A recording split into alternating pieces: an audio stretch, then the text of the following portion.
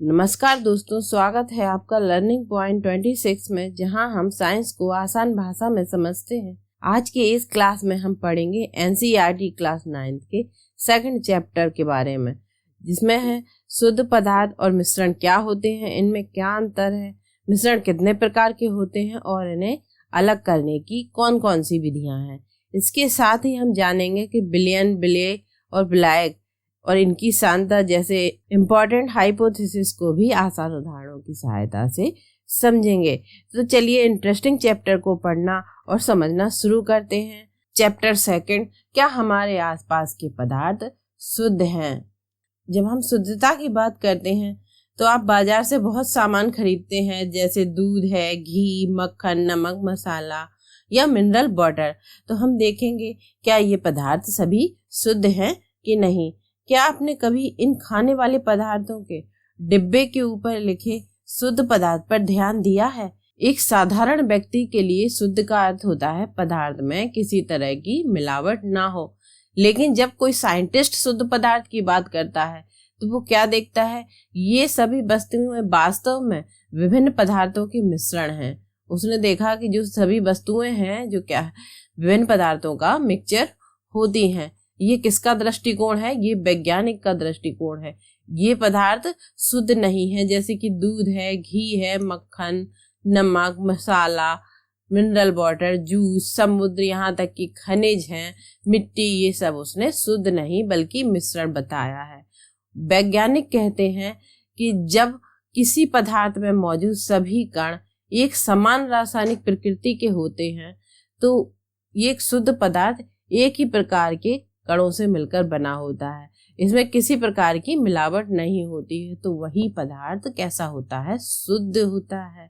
लेकिन यदि किसी पदार्थ में अलग अलग प्रकार के कण पाए जाते हैं तो वह पदार्थ शुद्ध नहीं बल्कि एक मिक्सचर होता है। तो वैज्ञानिकों के अनुसार शुद्ध पदार्थ क्या है? जिसमें एक ही प्रकार के कण पाए जाएं। हमारे दैनिक जीवन में बहुत सी वस्तुएं यूज होती हैं, लेकिन वैज्ञानिकों ने इनको भी अशुद्ध या मिश्रण बताया है। दूध में क्या मिक्स होता है? दूध में जल, वसा, प्रोटीन आदि ये सभी मिक्स होते हैं, तो यह एक प्रकार का मिश्रण होता है। तो शुद्ध वैज्ञानिकों ने कहा है कि एक ही प्रकार के कण पाए जाते हैं तभी पदार्थ कैसा होता है? शुद्ध होता है। मिश्रण में अलग अलग प्रकार के कण होते हैं तो जिन्हें भौतिक विधियों द्वारा हम अलग कर सकते हैं।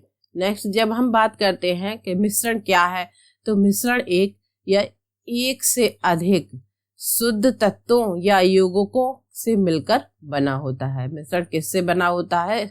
एक या एक से अधिक तत्व हो या यौगिकों से मिलकर मिश्रण का निर्माण होता है। मिश्रण में एक से अधिक शुद्ध पदार्थ होते हैं, एक हो सकता है, एक से अधिक होते हैं। एक चीनी कैसा है? चीनी एक शुद्ध पदार्थ होता है क्योंकि इसमें एक ही प्रकार के अवयव पाए जाते हैं। इसका कंपोजिशन सदैव कैसा होता है? समान होता है।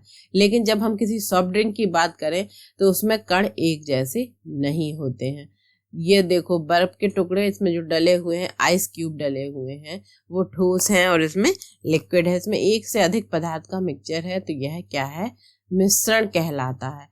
मिट्टी में भी एक समान कण नहीं होते हैं, मिट्टी में कभी कई प्रकार के कण पाए जाते हैं। इसी कंपोजिशन के आधार पर, इस कंपोनेंट्स के आधार पर ही इसकी प्रकृति डिसाइड होती है कि मिश्रण कितने प्रकार के होते हैं।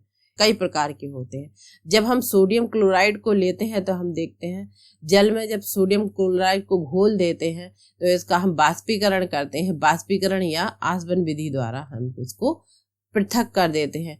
नमक जो है अपने आप में कैसा होता है? एक शुद्ध पदार्थ होता है। इसे भौतिक विधि द्वारा और इसे भौतिक विधि द्वारा इसके रासायनिक अवयवों या जिसमें जो सोडियम और क्लोरीन होता है उसको पृथक नहीं किया जाता है। शुद्ध पदार्थ के गुण क्या होते हैं? शुद्ध पदार्थ के जो गुण होते हैं उनकी प्रॉपर्टीज एक समान हमेशा एक जैसी ही रहती हैं, क्योंकि उनकी प्रॉपर्टीज में कोई चेंज नहीं होता है। जैसे जल है, जल का जो गलनांक है वह हमेशा 0 सेंटीग्रेड ही रहेगा। इसका जो क्वथनांक है यानी बॉइलिंग पॉइंट है वो कितना है? 100 सेंटीग्रेड। घनत्व कितना होता है? 1 ग्राम पर सेंटीमीटर क्यूब। जल जो है उसका कोई रंग नहीं होता, स्वाद नहीं होता और कोई भी गंध उसकी नहीं होती है। ये तो हो गई मिश्रण की बात। मिश्रण किससे मिलकर बना है? तत्वों से और यौगिकों से। नेक्स्ट जब हम बात करते हैं इनकी मिश्रण के प्रकार की, तो मिश्रण कितने प्रकार के होते हैं? एक समांगी मिश्रण और एक विषमांगी मिश्रण। तो हमने आपको पहले बताया कि जो मिश्रण है, मिश्रण वो कंपोनेंट की प्रकृति के आधार पर इसको हम डिवाइड कर सकते हैं। तो कंपोनेंट की प्रकृति जब हम देखते हैं तो इसमें हमने देखा वह मिश्रण जिसकी बनावट समान हो तो उसे हम क्या कहेंगे? समांगी मिश्रण कहते हैं। जैसे जल में नमक का घोलना और जल में चीनी का घोलना, तो इसकी क्या होती है? बनावट तो एक सी है। जल में हमने चीनी घोला या जल में नमक घोला तो इसका तरीका तो एक ही हुआ। जब हम 2 फ्लास्क लेते हैं तो उसमें हमने देखा एक में कॉपर सल्फेट का घोल लिया, लेकिन दोनों घोलों के रंगों की तीव्रता कैसी होती है? पृथक पृथक होती है। यह अलग, इसमें भी कॉपर सल्फेट की मात्रा घुली हुई है और इसमें भी कॉपर सल्फेट की मात्रा घुली हुई है, लेकिन इनकी रंग की प्रकृति अलग अलग है। यह दिखलाता है कि क्या है? ये समांगी मिश्रण है, यानी इसमें कॉपर सल्फेट के अणु दिख नहीं रहे हैं। ये इनका संगठन कैसा है? पृथक पृथक है। समांगी जो मिश्रण होता है पृथक पृथक संगठन रखते हैं। जैसे हमने आपको, तो हम देखते हैं इसकी एक्टिविटी। तो हमने क्या किया? एक बीकर लिया जिसमें 50 ml जल लिया, उसमें एक चम्मच कितना लिया? Copper sulphate. और एक बीकर लिया उसमें हमने 50 ml जल लिया तो हमने 2 चम्मच कॉपर सल्फेट का लिया। दोनों को घोला तो दोनों अपने अपने बीकर में घुल जाते हैं। इसी प्रकार हमने 3 बीकर और लिए। एक में हमने कॉपर सल्फेट का चूर्ण, एक में हम पोटेशियम परमैंगनेट का चूर्ण और एक में हमने नमक का चूर्ण लिया। तो इसको भी हमने पृथक पृथक देखा। इनके कंपोनेंट के आधार पर ही हम इनको बांट सकते हैं। तो हमने पहले बीकर और दूसरे बीकर को हमने जब समांगी मिश्रण की तरह से देखा तो यह समांगी मिश्रण कहलाते हैं। लेकिन ये तीनों बीकर में अलग अलग सिर्फ चूर्ण है, जल की कोई मात्रा नहीं है। तो हम विषमांगी मिश्रण को देखते हैं। जब हमने सा और दा जो ये बीकर थे तो हमने इनको पृथक पृथक मिश्रण प्राप्त हुआ। उनके अंश और भौतिक दृष्टि से पृथक पृथक है, इस तरह से इनको क्या कहते हैं? विषमांगी मिश्रण कहते हैं, क्योंकि यह अलग अलग होते हैं। इनकी विशेषता क्या होती है? मिश्रण के अब स्पष्ट रूप से अलग ही दिखाई देते हैं। पूरे मिश्रण की बनावट भी समान नहीं होती है। जैसे हमने सोडियम क्लोराइड को लिया और इसके लोहे की छीलन को लिया तो ये अलग दिखाई दे रहा है, ये अलग दिखाई दे रहा है। और जब हम नमक और सल्फर को लेते हैं तो ये भी अलग दिखाई देंगे। जब जल में हम तेल की कुछ मात्रा डाल देते हैं तो तेल ऊपर की सतह पर तैर जाता है। जिस मिश्रण के सभी भाग एक जैसे ना हो तो उसको हम क्या कहते हैं? विषमांगी मिश्रण कहते हैं। अब हम बात करते हैं मिश्रण के प्रकार। हमने जो आपको पहले बताया कि कंपोनेंट के आधार पर ही मिश्रण के प्रकारों को देखा जा सकता है। तो ये हमने देखा कि इस तरीके से मिश्रण 2 प्रकार के होते हैं, समांगी मिश्रण और विषमांगी मिश्रण। अब मिश्रण की हम प्रकृति देखते हैं तो उसके आधार पर मिश्रण 3 प्रकार के होंगे, एक विलयन, एक निलंबन और एक कोलाइडल। तो एक ही प्रकार के मिश्रण नहीं होते हैं। पदार्थों के कणों के आधार पर या व्यवहार के आधार पर हम क्या करते हैं? मिश्रण को 3 भागों में बांट सकते हैं। तो इन्होंने किसको? कणों के आकार के आधार पर या व्यवहार के आधार पर इन्होंने मिश्रण को 3 भागों में बांटा, एक सॉल्यूशन, दूसरा निलंबन और तीसरा कोलाइडल। तो हमने क्या किया? इसको प्रयोगों के आधार पर समझा। जब विलयन की बात करें तो विलयन क्या है? कण दिखाई नहीं देते जो विलयन होता है सॉल्यूशन में। इसमें प्रकाश का मार्ग भी नहीं दिखता है। निस्यंदन में इसमें कुछ शेष नहीं बचता है, क्योंकि जब हम जल में चीनी घोलते हैं तो पूरी तरीके से घुल जाती है तो उसके कण दिखाई नहीं देते। लेकिन जब हम निलंबन की बात करते हैं, सस्पेंशन की बात करते हैं, तो इसमें क्या होता है? कण दिखाई नहीं देते हैं, कुछ समय बाद नीचे बैठ जाते हैं और निस्यंदन में अवशेष बचता है। जैसे हमने अगर जल में मिट्टी घोली या किसी और पदार्थ को घोलते हैं तो हम देखते हैं कि इसके कण नीचे बैठ जाते हैं धीमे धीमे।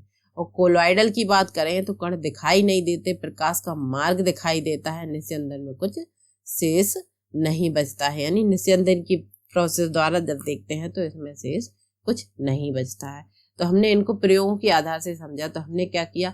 कॉपर सल्फेट के चूर्ण कुछ क्रिस्टल लिए, 1 चम्मच चूर्ण लिया और एक में हमने चौक का चूर्ण या गेहूं का आटा लिया एक, और हमने दूध और स्याही की कुछ बूंदें ली। अब हमने इनको अलग अलग देखा। जब हमने प्रयोग किया तो हमने कांच की छड़ की सहायता से प्रत्येक नमूने को जल में घोल दिया। तो हमने प्रत्येक जो नमूना लिया उनको हमने कांच की छड़ ली उसकी सहायता से बीकर में इसको जल में घोल दिया। तो जब हमने कॉपर सल्फेट को घोला तो हमने देखा, जांच करना किया तो कण जल में दिखाई देते हैं। और जब टॉर्च से हमने प्रकाश की किरण को बीकर पर डाला तो देखा कि प्रकाश की किरण का मार्ग दिखाई देता है, आर पार निकल जाता है। अब हमने मिश्रण को कुछ समय शांत छोड़ दिया तो हमने क्या देखा, कण नीचे बैठ जाते हैं। कहाँ बैठ जाते हैं? कण नीचे बैठ जाते हैं। जब हमने इसमें चौक का चूर्ण या गेहूं का आटा घोला तो हमने देखा कि इसमें कण नीचे बैठ। अब हमने निस्यंदन की यानी प्रोसेस की तो हमने देखा मिश्रण को जब हम फिल्टर पेपर से छानते हैं तो नीचे जो शेष बस कुछ भी कण इम्प्योरिटीज के या अशुद्धता के या कोई दूसरे पदार्थ के कोई कण नीचे नहीं पहुंचते हैं, बल्कि नीचे बिल्कुल जल पहुंच जाता है, साफ सुथरा जल। अब हम बात करते हैं विलयन की। हमने देखा कि मिश्रण कितने प्रकार का हो, कण के आधार पर 3 प्रकार का। तो सबसे पहले हम बात करेंगे विलयन की, सॉल्यूशन के। तो सॉल्यूशन क्या होता है? विलयन 2 या 2 से अधिक पदार्थों का समांगी मिश्रण होता है, जैसे नींबू का जल और सोडा जल। जब हम जल लेते हैं उसमें नींबू डालते हैं या चीनी डालते हैं तो हम देखते हैं वह घुल जाता है उसमें। तो हमने क्या देखा, विलयन को तरल पदार्थ के रूप में देखते हैं जिसमें ठोस, द्रव और गैस मिले होते हैं। लेकिन प्रकृति में ठोस विलयन जो है क्या होता है? मिश्र धातु, और गैसीय विलयन होता है वायु। विलयन के कणों में क्या पाई जाती है? सामांगिकता, यानी घुल जाते हैं। उदाहरण के लिए नींबू का जल हम लेते हैं तो इसमें चीनी, नमक हमने बताया ना कि घुल जाता है। उसी प्रकार हम जब सोडा जल लेते हैं और उसमें सोडा डाल देते हैं तो वो भी घुल जाता है। तो विलयन के कितने घटक होते हैं? एक विलायक और एक विलेय। जब हमने जल लिया तो ये विलायक का कार्य करता है और हमने जो चीनी ली इसके लिए वो विलेय का कार्य करती है। तो विलायक क्या होता है? विलयन का वह घटक जिसकी मात्रा दूसरे से अधिक होती है वो क्या कहलाता है? विलयन में विलायक कहलाता है। और जब विलयन का वह घटक जिसमें प्राय मात्रा यानी कम होती है तो विलायक में घुल जाता है, जैसे कि चीनी। अब विलयन के कुछ गुण भी होते हैं, यानी इनकी प्रॉपर्टीज होती है। विलयन क्या होता है? एक समांगी मिश्रण होता है। विलयन के जो कण होते हैं उनका व्यास 1 mm से भी छोटा होता है, यानी 10⁻⁻9 मीटर। इन्हें हम आंखों से नहीं देख पाते। ये अपने छोटे आकार के कारण क्या होता है? विलयन में कण में गुजर रही प्रकाश की किरण को फैलाते नहीं है, जिससे विलयन में प्रकाश का मार्ग साफ नहीं दिखाई देता है। अब इसकी हम छानने की प्रोसेस को बताएं तो छानने द्वारा विलेय के कणों को विलयन से पृथक नहीं किया जा सकता, क्योंकि चीनी या नमक जल में डालने से पूरी तरह से घुल जाते हैं। विलयन को शांत छोड़ देते हैं तो विलेय के कण नीचे नहीं बैठते हैं, क्योंकि उनमें सामांगिकता पाई जाती है, यानी वो घुल जाते हैं। विलयन एक क्या होता है? स्थायी होता है। अब इसमें हम विलेय और विलायक के उदाहरण देखते हैं, यानी एग्जाम्पल देखते हैं। तो विलयन में विलेय क्या होता है? चीनी होती है और जल विलायक का कार्य करता है। और टिंचर आयोडीन का जब हम सॉल्यूशन लेते हैं तो उसमें आयोडीन विलेय का कार्य करती है और अल्कोहल विलायक का कार्य करता है।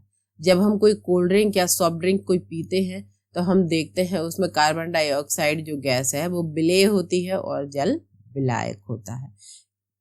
इसी तरह वायु में ऑक्सीजन की मात्रा 21% होती है तो ये विलेय होती है, और नाइट्रोजन 78% होती है तो यह विलायक।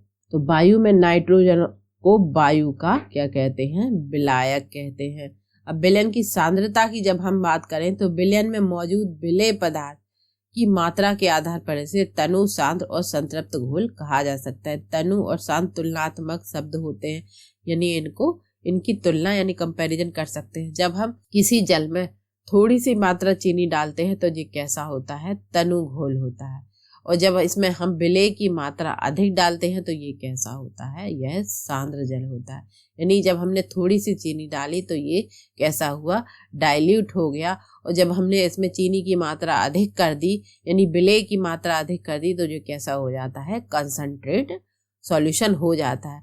लेकिन अगर इसमें हम चीनी घोलते जाते हैं, एक समय ऐसा आता है कि चीनी का घुलना बंद हो जाता है, तो वो क्या कहलाता है? वो यानी संतृप्त विलयन कहलाता है, यानी सैचुरेटेड सॉल्यूशन कहलाता है।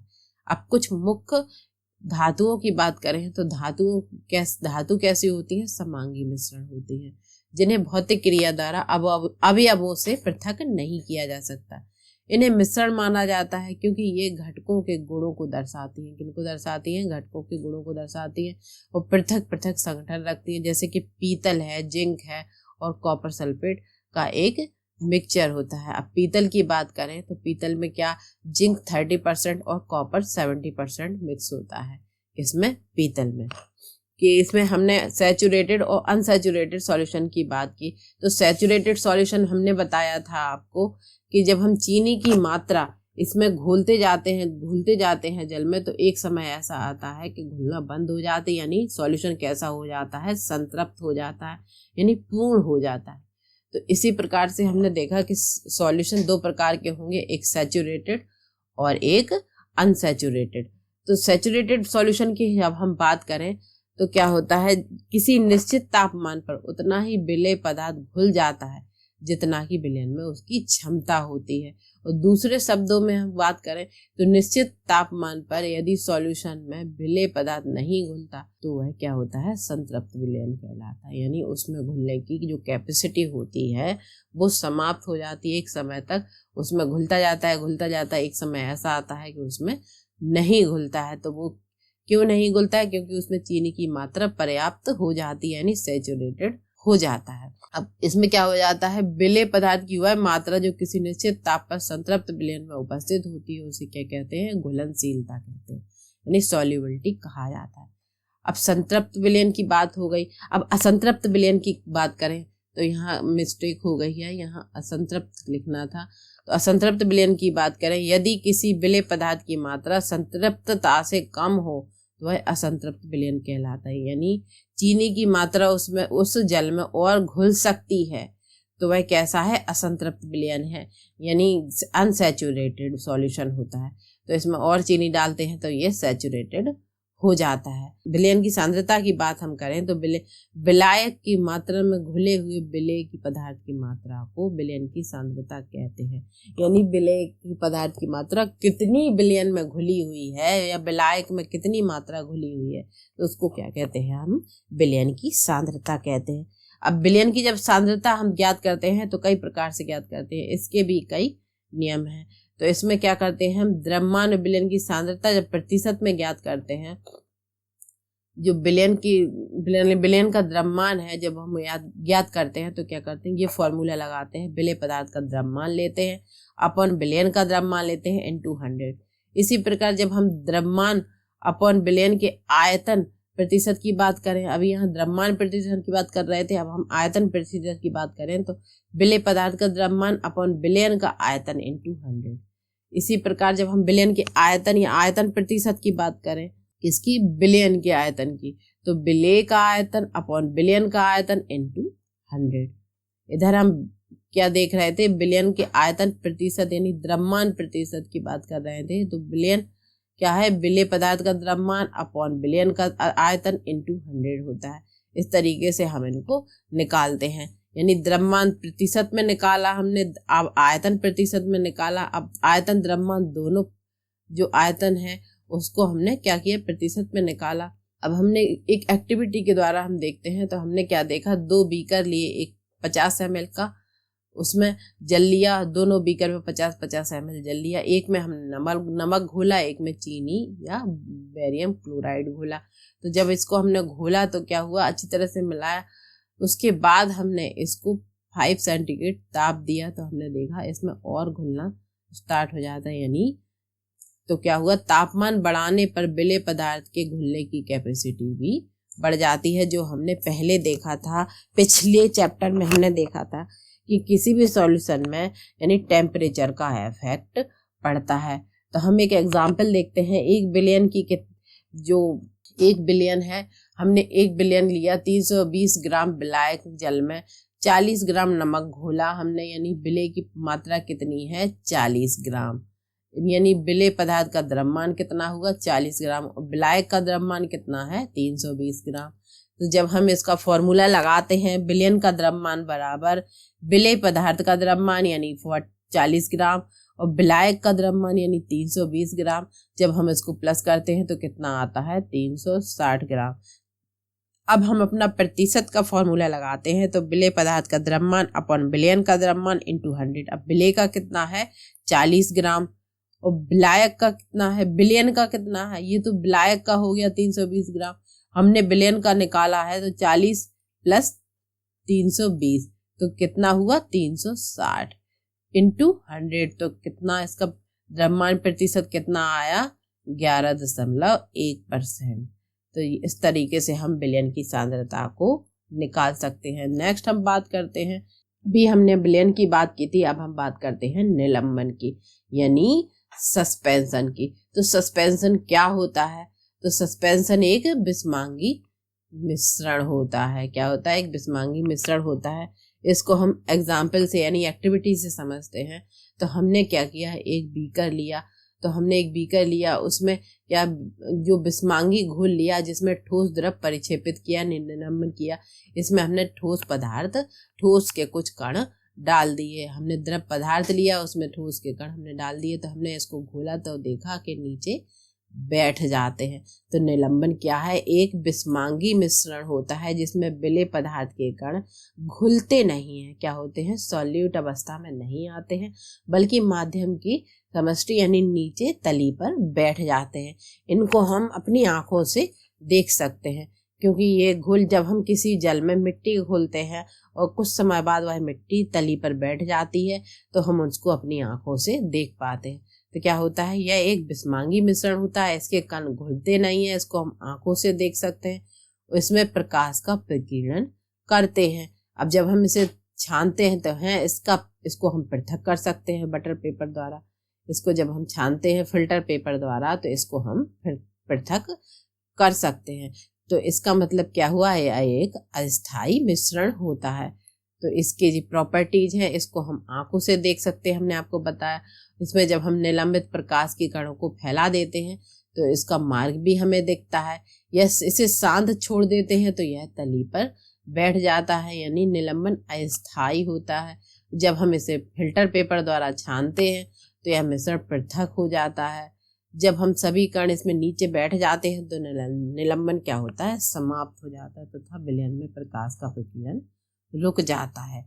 अब हमने निलंबन की बात की, अब हम बात करते हैं कोलाइडल सॉल्यूशन की। तो कोलाइडल सॉल्यूशन क्या होता है, कोलाइडल सॉल्यूशन जो होता है विलयन में, इसमें कोलाइडल सॉल्यूशन में विलयन के कण यानी कण में समान रूपता फैल जाते हैं। जैसे निलंबन की अपेक्षा कण का आकार इसमें बहुत छोटा होने के कारण इस मिश्रण को क्या कहते हैं, समांगी मिश्रण कहते हैं। इसमें जैसे है दूध, तो हमने इसमें क्या लिया, दूध को देखा हमने तो इसमें कुछ पार्टिकल्स दिखाई देते हैं, बिल्कुल नहीं दिखाई देते हैं। तो इसमें क्या हुआ, जैसे हमने कुछ सॉल्यूशन लिए तो हम बात करते हैं कुछ सॉल्यूशन जैसे कोहरा है, बादल है, ये सब क्या है, ये सब कोलाइड्स में आते हैं। धुआं है, शेविंग क्रीम है, दूध है, मैग्नीशियम मिल्क है, और फ्रॉम रबर, स्पंज, फ्यूमेस, ये क्या है, ये फॉर्म्स, ये सब किस में आते हैं, कोलाइड्स में आते हैं। तो जब इसके गुणों की बात करें तो इसका रंग हम देखते हैं, इसमें कठोरता पाई जाती है, दृढ़ता पाई जाती है, इसमें बहाव होता है, किसमें बहाव होता है, दूध में। इसका घनत्व होता है, द्रव्यमान, क्वथनांक, इसमें सभी पाया जाता है। इसके भौतिक गुणों की बात करें तो इसमें अवस्थाओं का अंतर रूपांतरण एक इसका भौतिक परिवर्तन है। पदार्थ के संगठन में बिना परिवर्तन हुए इसमें क्या होता है, बिना परिवर्तित हुए भी परिवर्तित हो जाता है। यानी रासायनिक प्रकृति की बात करें तो ठोस कैसी होती है, द्रव अवस्था में, और द्रव से वाष्प अवस्था में चली जाती है। कोलाइडल सॉल्यूशन जो है एक विषमांगी मिश्रण होता है। क्या होता है, यह एक विषमांगी मिश्रण होता है। इसमें कण इसके छोटे छोटे होते हैं, प्रकाश की किरणें इसमें फैलाते हैं तो उसका मार्ग दूर तक जाता है, और शांत छोड़ने पर इसमें कोलाइडल स्थायी हो जाते हैं। जब इसको हम छाना जाता है तो इसको पृथक नहीं कर सकते हैं। इसमें अपकेंद्रीय तकनीक होती है। जब जैसे कि हम दूध से मट्ठा, दही से मट्ठा निकालते हैं तो इसमें क्या होता है, अपकेंद्रीय तकनीकी अपनाई जाती है। यानी कोलाइडल सॉल्यूशन स्थायी प्लस टिंडल इफेक्ट और अपकेंद्रीय द्वारा इसको पृथक किया जा सकता है। यानी परिक्षिप्त अवस्था में जब विलेय की तरह इसको घटक परिक्षिप्त करते हैं तो कोलाइडल रूप में रहता है। और परिक्षेपण माध्यम घटक जिसमें परिक्षिप्त परावस्था निलंबित होती है तो वो कैसा क्या कहलाता है, परिक्षेपण माध्यम कहलाता है। तो जो कोलोइडल सॉल्यूशन है उसमें क्या पाया जाता है, टिंडल इफेक्ट पाया जाता है। कोलोइडल कणों के छोटे आकार होते हैं, इन्हें आंखों से नहीं देख पाते क्योंकि ये प्रकाश की किरण को आसानी से फैला देते हैं। प्रकाश की किरण को फैलाना ही क्या कहलाता है, टिंडल इफेक्ट कहलाता है। इसकी खोज किसने की थी, टिंडल नामक वैज्ञानिक ने इसकी खोज की थी। तो कमरे में जब छोटे छिद्र आने लगते हैं तो देखते हैं हम क्या होता है, जब छोटे छिद्र से प्रकाश आता है तो पूरी तरह से कमरे में फैल जाता है। जैसे आपने देखा कभी कमरे में अगर पर्दा थोड़ा सा खुला हुआ है, प्रकाश की किरण आ रही है, सुबह की सूरज की किरण, तो पूरे कमरे में फैल जाती है, तो वो क्या है, एक टिंडल इफेक्ट होता है। कोहरे के छोटे जल के कण प्रकाश में को फैला देते हैं। इसके भौतिक गुण इसमें पाए जाते हैं, यानी और इसमें रासायनिक प्रकृति भी पाई जाती है। जब हम इसकी रासायनिक प्रकृति की बात करें तो क्या होता है, खाना पकाने वाले तेल और द्रव, लेकिन इसमें रासायनिक गुणधर्म नहीं होते हैं।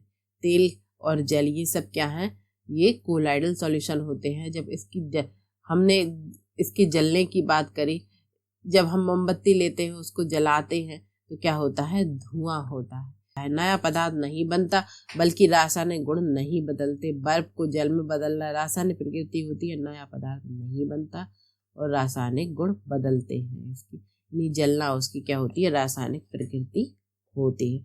अब हम देखते हैं कि शुद्ध पदार्थों के प्रकार क्या होते हैं। तो शुद्ध पदार्थ हमने देखा किसके मिलकर बना होता है, इसका रासायनिक संगठन यानी कंपोजिशन क्या होता है, तत्वों से और यौगिकों से मिलकर शुद्ध पदार्थ बने होते हैं। यानी मिश्रण जो हमने देखा था वो काय से मिलकर बना होता है, तत्वों से यौगिकों से मिलकर बना होता है। तो सबसे पहले हम बात करते हैं तत्व की।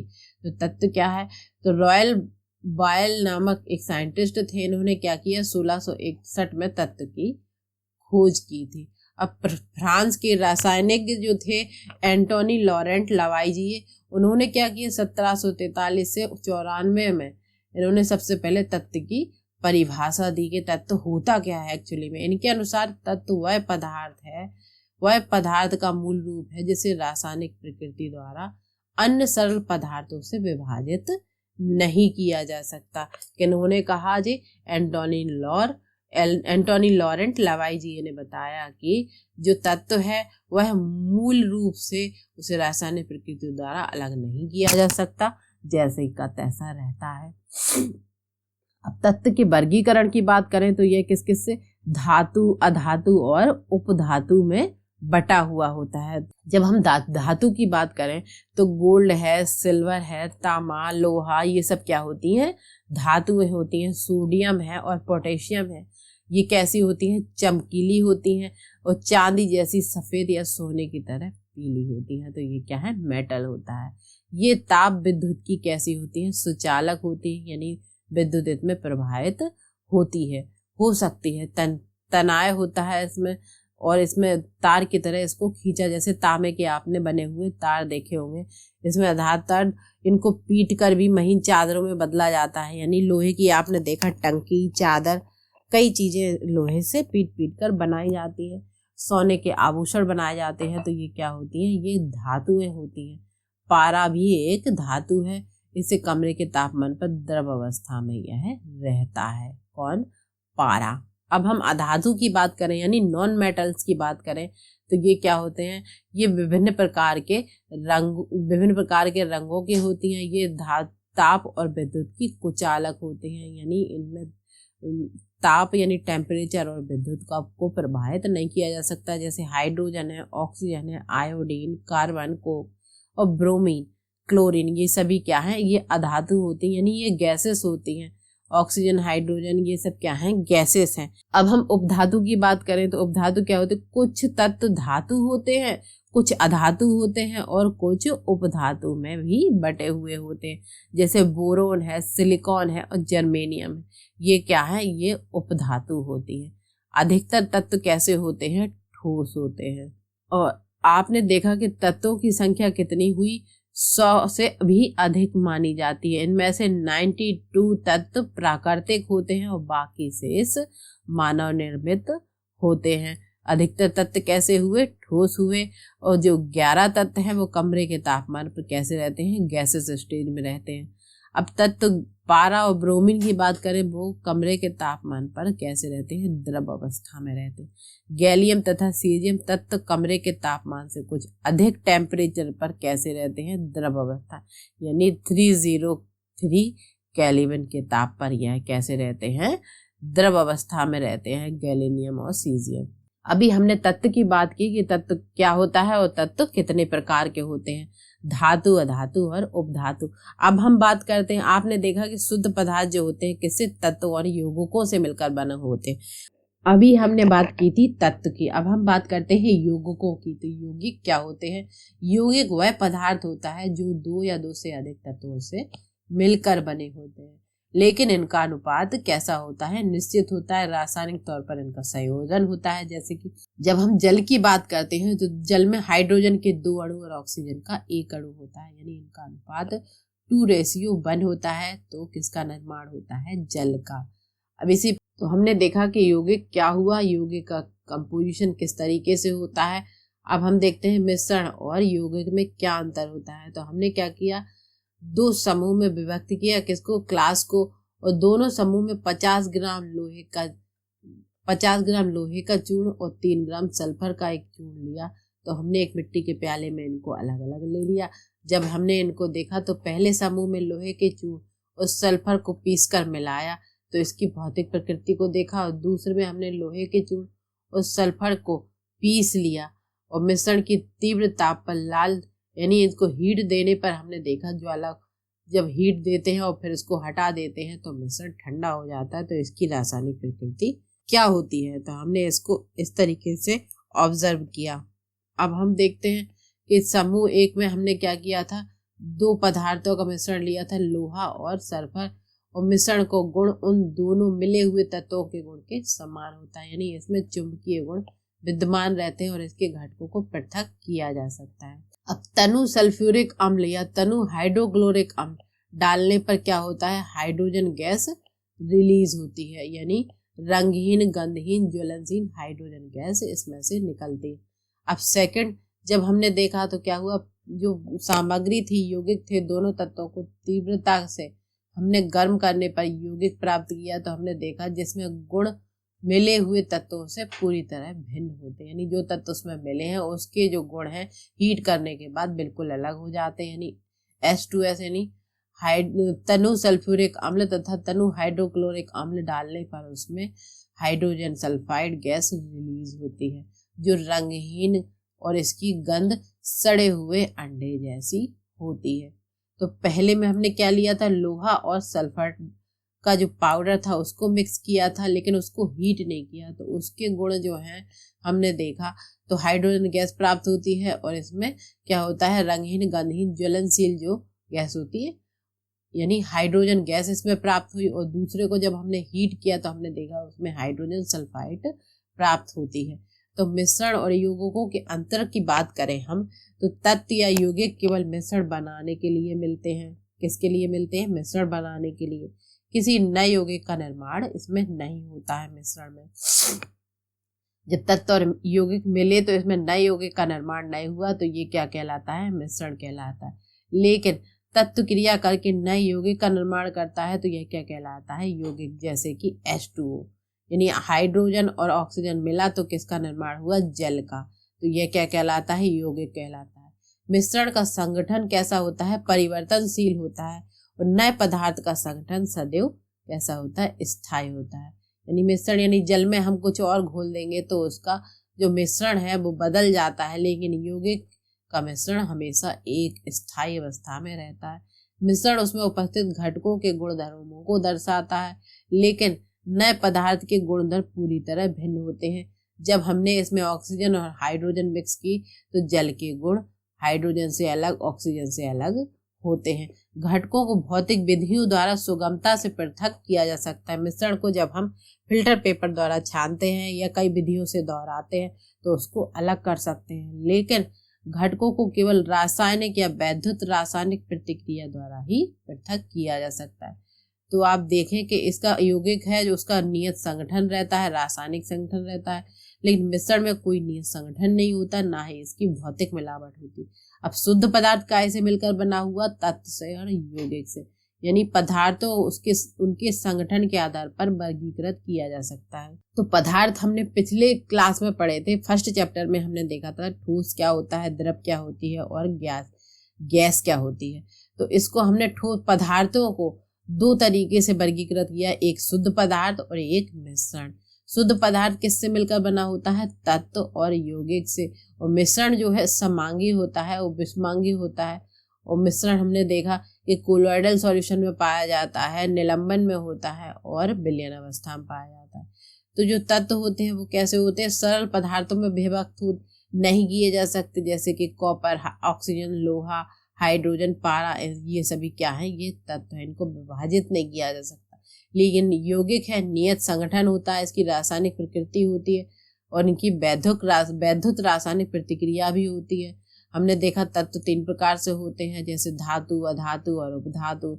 अब यौगिक की हमने बात की तो हमने देखा जैसे हाइड्रोजन और ऑक्सीजन को मिलाते हैं तो क्या बनता है, जल बनता है। इसी तरह जब हम कार्बन और हाइड्रोजन को मिलाते हैं तो मीथेन गैस बनती है। चीनी का निर्माण, नमक का निर्माण, ये सब क्या है, ये यौगिक है। और समांगी मिश्रण की बात की तो इसका जो समांगी मिश्रण का संगठन होता है कैसा होता है, समान होता है लेकिन विषमांगी का असमान होता है। समांग मिश्रण जैसे जल में चीनी का घुलना, जल में नमक को घुलना, या कार्बन डाइऑक्साइड में सल्फर का घुलना, या जल तथा अल्कोहल में आदि, ये सभी क्या है, समांगी मिश्रण है। लेकिन हम जब बालू, नमक, चीनी, मिट्टी, लकड़ी, रक्त, तेल, इन सब को मिक्स करेंगे तो ये क्या होते हैं, विषमांगी मिश्रण होते हैं। तो दोस्तों आज की इस क्लास में हमने इस चैप्टर के इम्पोर्टेंट कॉन्सेप्ट को क्लियर किया कि इसमें तत्व क्या होता है, यौगिक क्या होता है, यौगिक किस तरीके से बनाए जाते हैं, तत्व कितने प्रकार के होते हैं, मिश्रण क्या होता है, कौन कौन से मिश्रण होते हैं, या विलयन क्या होता है, ये सबको हमने जाना। अगर आपको हमारी क्लास हेल्पफुल लगी हो तो वीडियो को लाइक, शेयर और चैनल को सब्सक्राइब करें। ऐसी ही NCERT BA बेस्ड जो आसान कंप्लीट क्लासेस के लिए जुड़े रहिए लर्निंग पॉइंट 26 के साथ। मिलते हैं अगली क्लास में, तब तक के लिए पढ़ते रहिए, सीखते रहिए। धन्यवाद।